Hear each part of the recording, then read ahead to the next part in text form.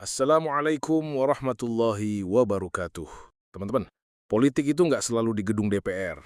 Kadang ada di kampus, di koperasi RT, bahkan di tarekat.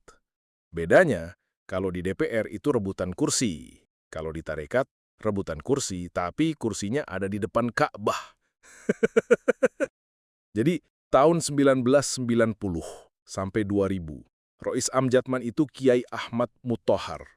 Beliau ini alim, disegani, dan kalau ngomong, rasanya kayak lagi ikut pengajian, bukan rapat organisasi. Adem, ayem, ayem, tentram. Tapi namanya organisasi besar, lama-lama ada yang mulai gatel pengen ganti pimpinan.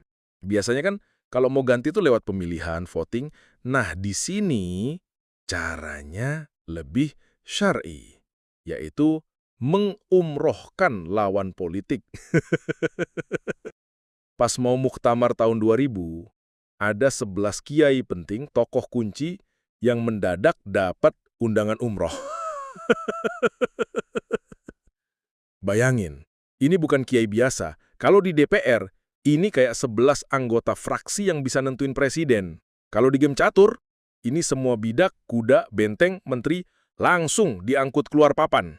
Strateginya cerdas, bikin lawan nggak bisa hadir, tapi tetap kelihatan islami. Kalau di politik disebut money politics, di sini holy politik. Bahkan lebih suci dari white collar crime. Ini white ihram crime. Coba bayangin percakapannya waktu itu. Bro, kita harus pastiin Rois Am ganti. Oke, kita beli suara. Nggak usah, kita beli tiket. Dan tiketnya bukan kereta, tapi pesawat ke Jeddah. Kalau bisa, pulang-pulang langsung bawa air Zamzam sama foto depan Ka'bah. Mbah Maimun waktu cerita ini ke Gus Hasanain Meranggen bilang, terus beliau mengisahkan bahwa ketika tahun 2000 itu ada kiai-kiai yang diumrohkan. Nah, ada di situ juga saya dilengkapi oleh cerita yang lain putranya Kiai Rofi'i Gus Tamid itu Karangawen bercerita juga di tahun 2017 beliau sowan Mbah Mun dengan versi lebih komplit lagi, dia mengatakan yang diumrohkan itu 11 orang kiai. Satu yang disebutkan Mbah Maimun Zubair, Mbah Maimun sama Gus Tamid itu cerita, "Cung, Jatman iku donya, Cung." Artinya apa, maksudnya ya itu tergantung niatnya orang di situ ya, di mana-mana itu kan dunia gitu kan. Nah, karena beliau menyikapi peristiwa itu, beliau berpendapat Jatman itu dunia gitu.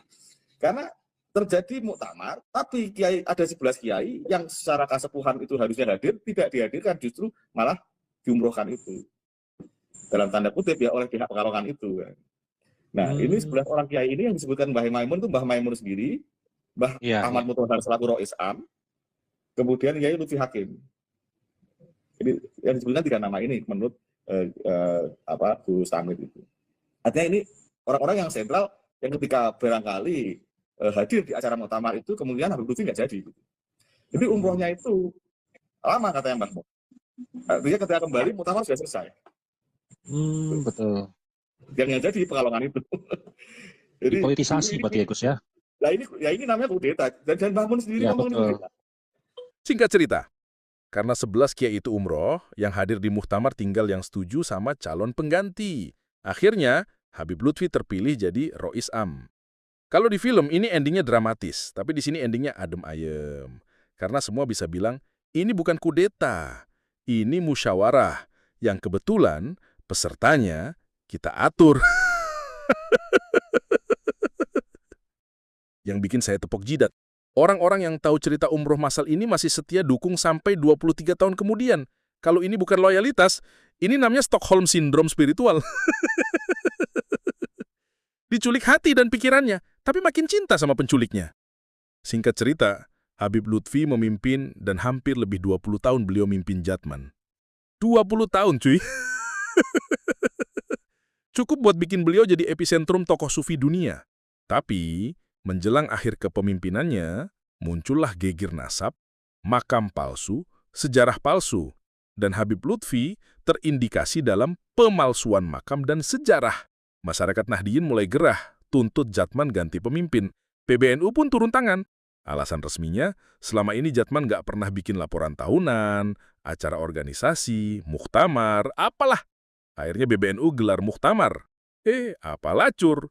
Tindakan PBNU ini dianggap sebagai kudeta kepemimpinannya Habib Lutfi.